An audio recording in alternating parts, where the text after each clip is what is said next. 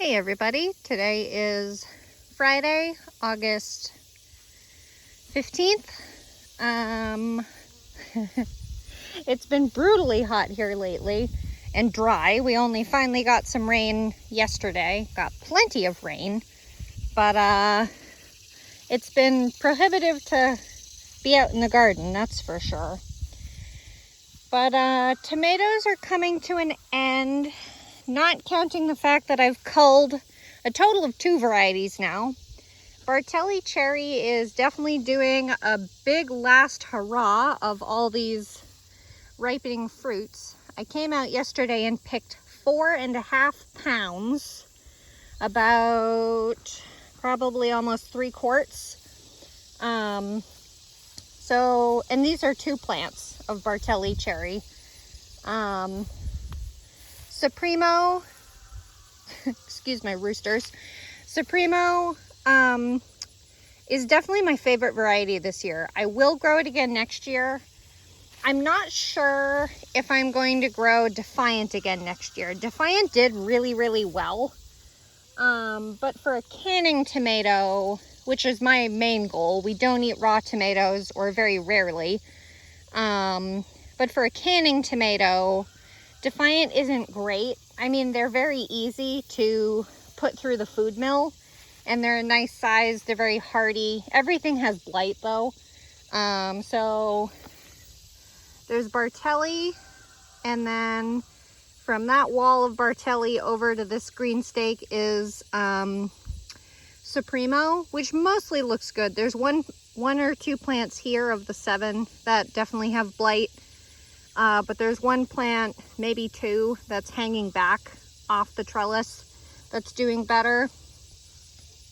Geese flying over. And then from this green stake over to this orange stake is Defiant. And, excuse me, bug in my mouth. To be fair, Defiant is mostly done. Like, there's still maybe, I don't know, 15 pounds on all these plants. I mean, there's 7 plants, and I've gotten easily 50 pounds from Defiant, if not more.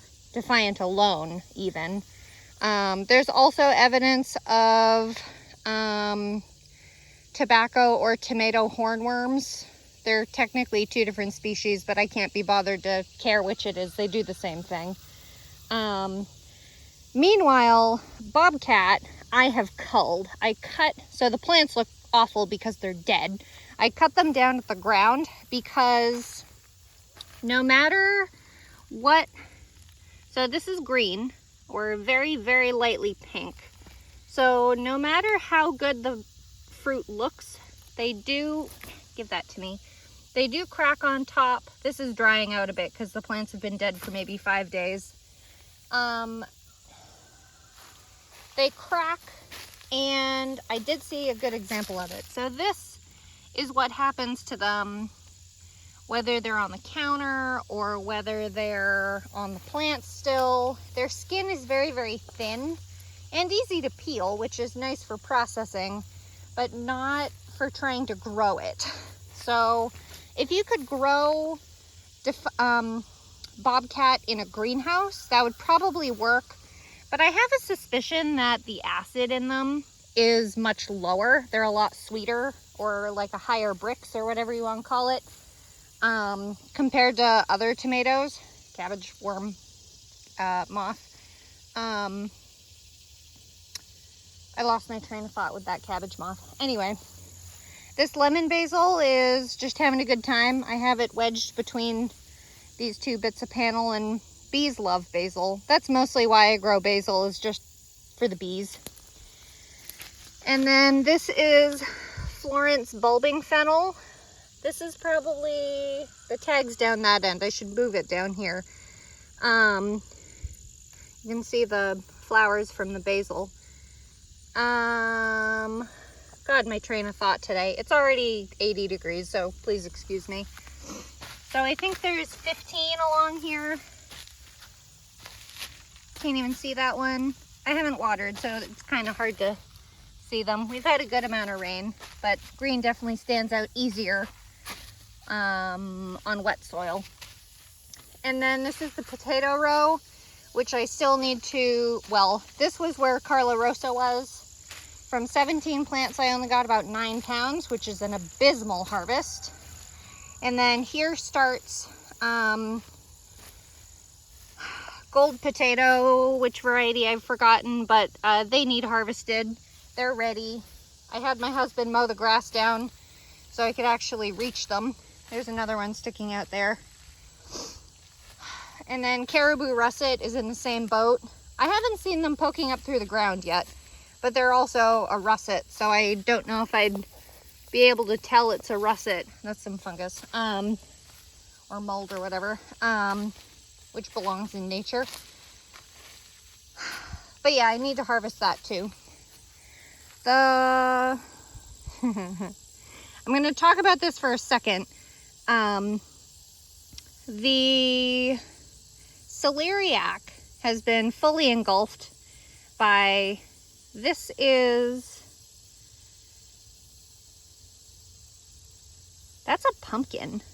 No, yeah, that's a pumpkin.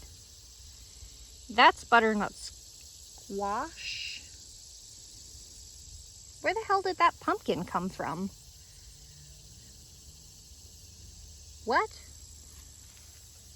That's watermelon, which makes sense. What the hell are you? Who are you and why are you here? No, you know what? This is a lot more lobed. This is Sarah's butternut squash. I don't know why it looks so different to me. Because those older leaves right there have the variegation. God, that was kind of trippy. And I know all y'all want to see this, so I'll just look at it now. This huge watermelon is still not ready yet. Where's your curly Q? Ooh, is that it there? No, it's this one. This curly Q still isn't ready. I will wait. I will wait. There was another watermelon that was hanging by that piece of pantyhose there. No, maybe it was right there. Anyway, there was a great big watermelon hanging from that, and it fell and broke. And I'm like, well, dang it, that's a waste. And I cut into it, and it was perfect. And I made watermelon jelly out of it, and I'm so excited.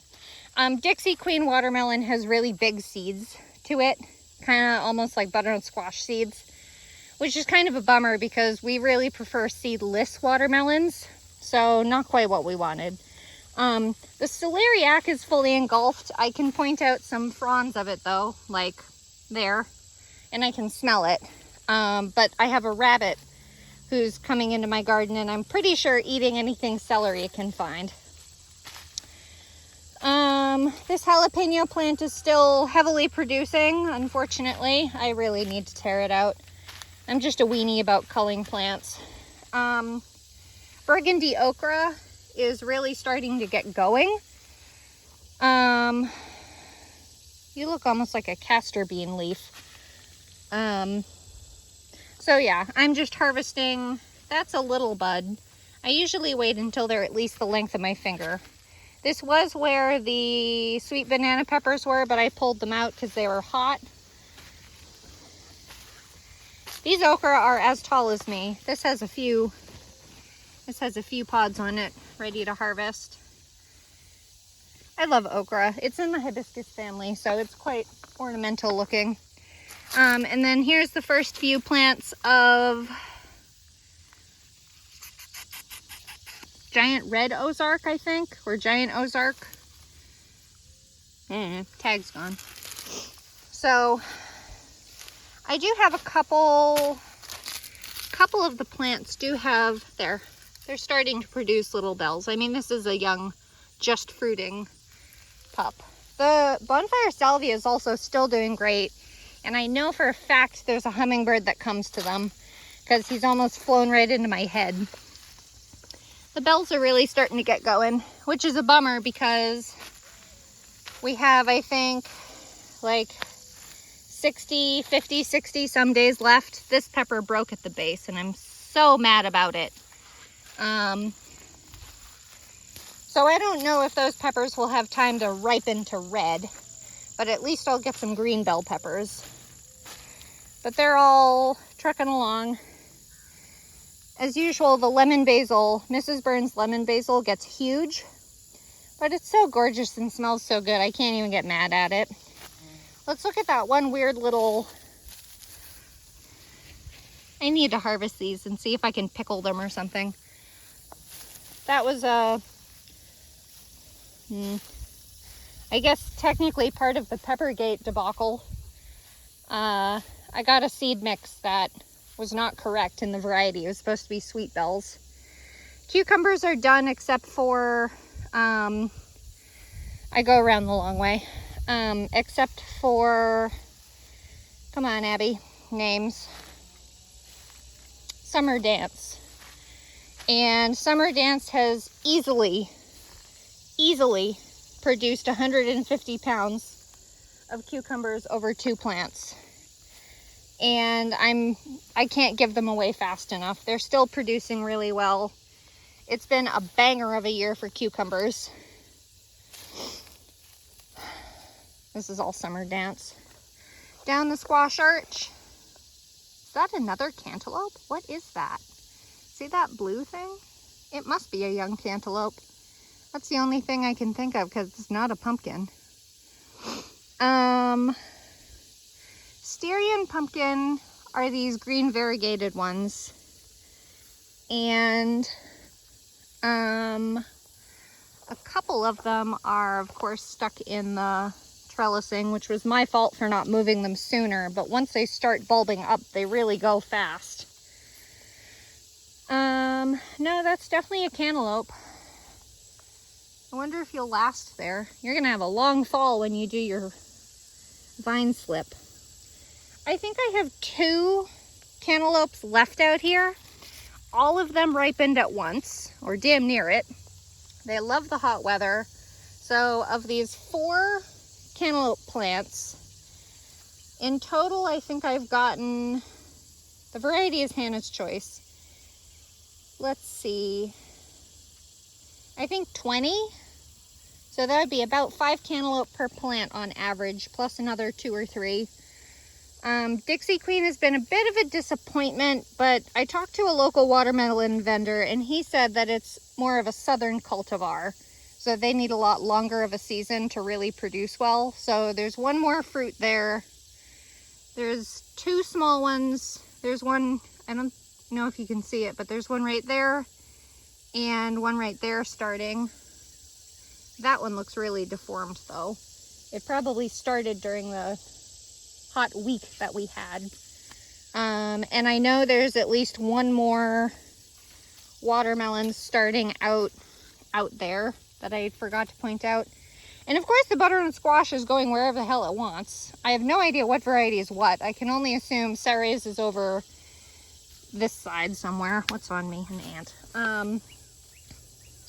I walked right by it. I got distracted. And then this variety of pumpkin is pepitas, which produce the hull-less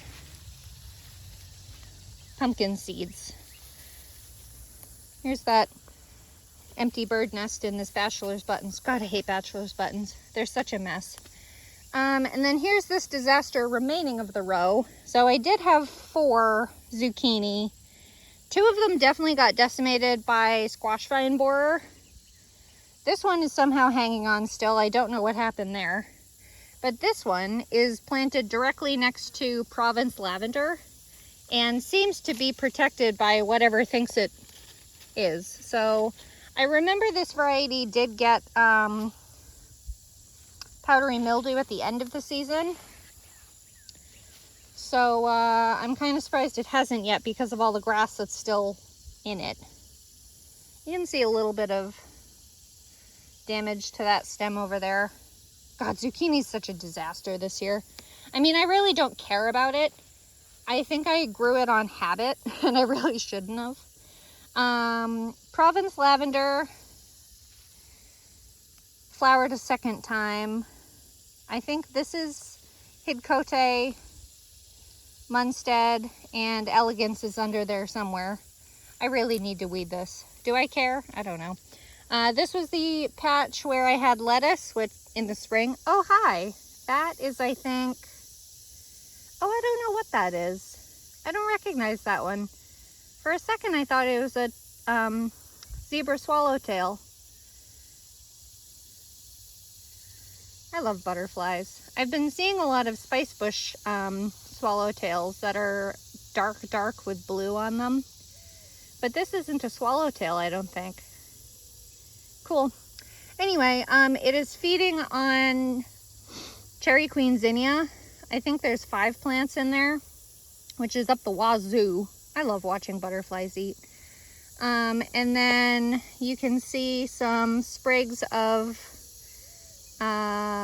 Strawberry Fields Globe Amaranth, which has I think those are called something Admiral. I can't think of the color. They're called a funny color. And then there's also Copper Red, where is it? Copper Red Strawflower, which I don't love the growth habit of. It's okay, but not my favorite. And then on the far side is one plant. One. Ooh, look at that blue flying thing. I wonder what that is. Wild Violet Petunia. Sorry, that took a minute to come to mind. What is touching me? Grass. Frond of grass. So that's my chaos attempt at rainbow, but everything turned out to be much more red than I expected. Actually, what happened was I crammed everything in one teeny tiny space and did not have enough room for everything to grow.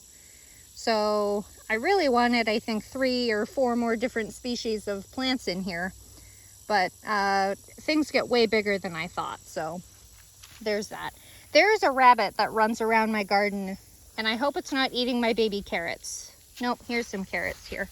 So this whole row is Bolero Nantes carrots. Again, it's very, very hard to see them. They're so young.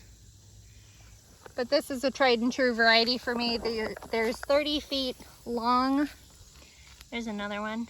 30 feet long with 4 individual rows. I need to try to trap that. That butterfly's still having a good time there.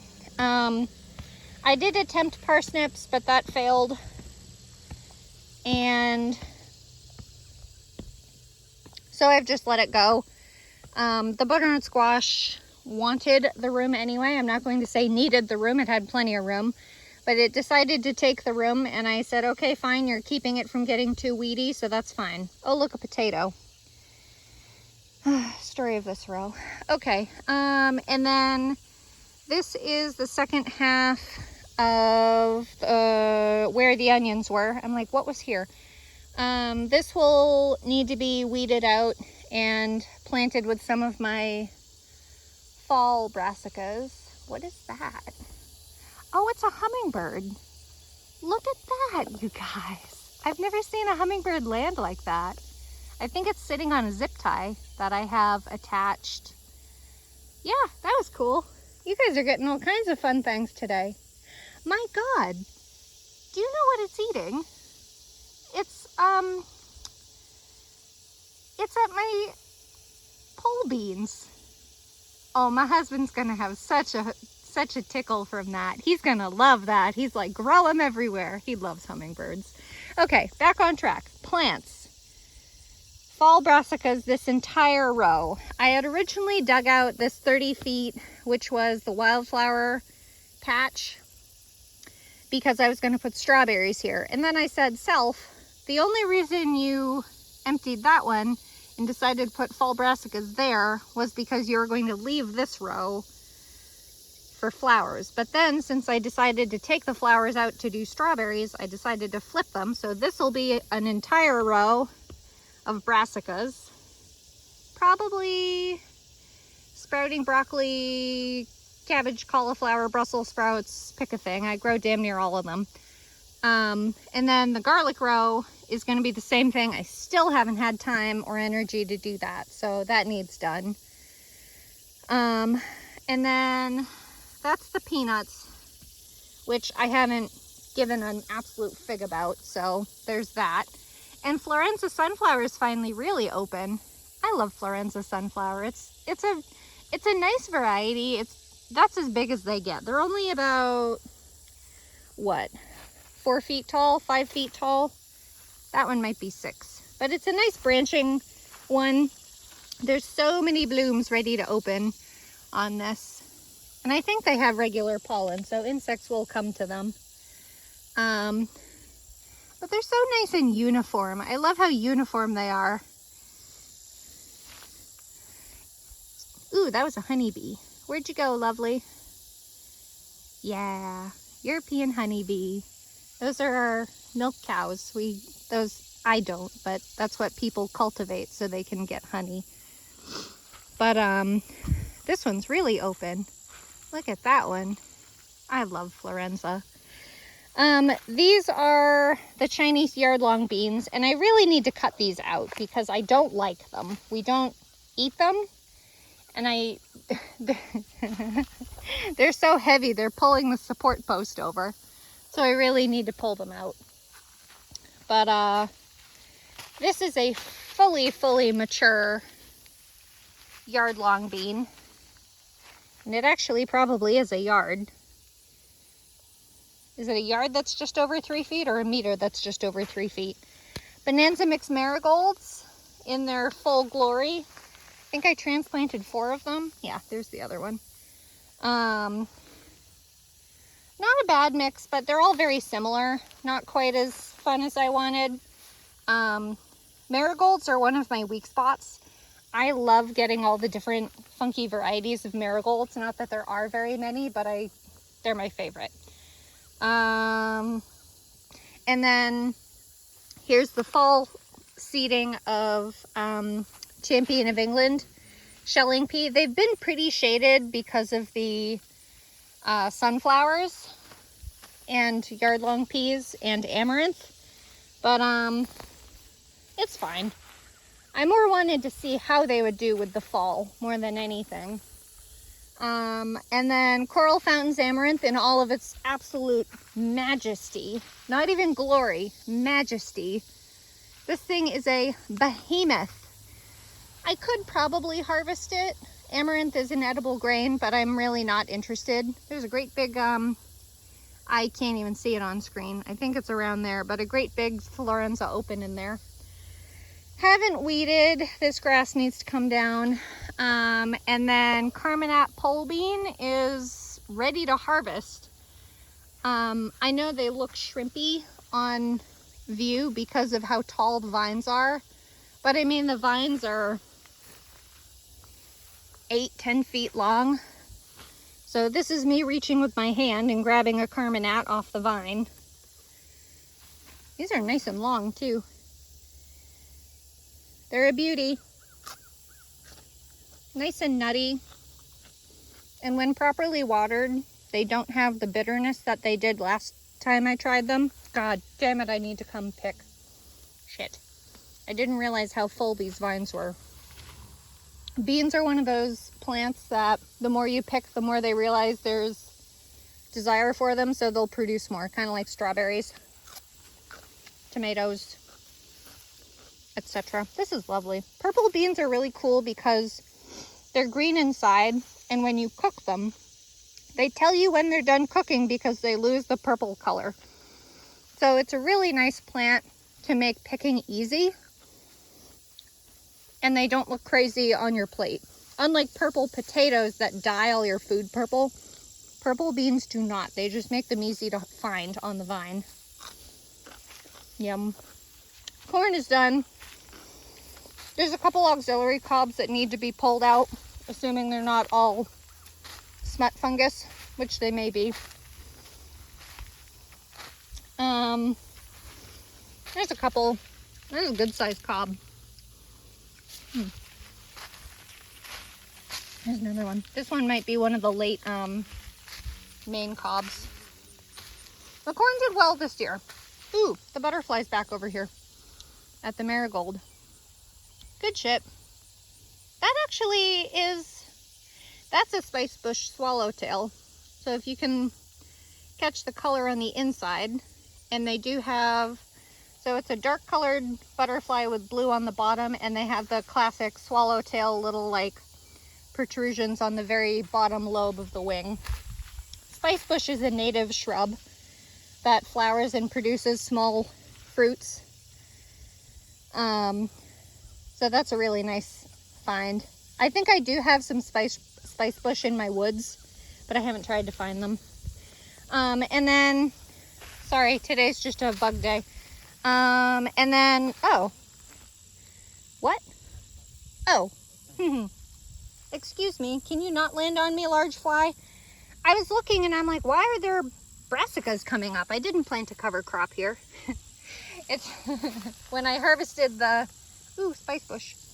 When I harvested the mustard seed plants, it must have reseeded itself pretty well. Huh, cool. I love plants. God damn those peanuts. Waste of space this year.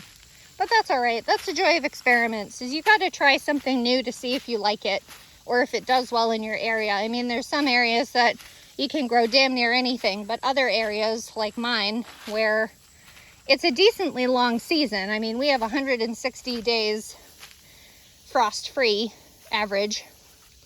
But, hello, lovely. But it still has its challenges. I mean, just because it's a frost-free day doesn't mean it's a gorgeous, perfect 80-degree day for your tomatoes to ripen. I mean, frost-free is anything over 32. So, I still have so much work to do outside and I don't have the time. I'm out here recording because my son is taking a nap. I don't want to bring him out in the blistering heat. He doesn't tolerate heat well. Oh, the hummingbird's back. Sitting on that same, I have no idea where it is on screen, sitting on that same zip tie. That's cool as hell. I'm gonna have to tell my husband. He's gonna love it. That's fun. So that's all. If you like this kind of stuff, please like, comment, and subscribe for more. And if you want more frequent updates, follow my Facebook page, Realistic Kitchen and Gardens. And here we go. Thanks. Bye.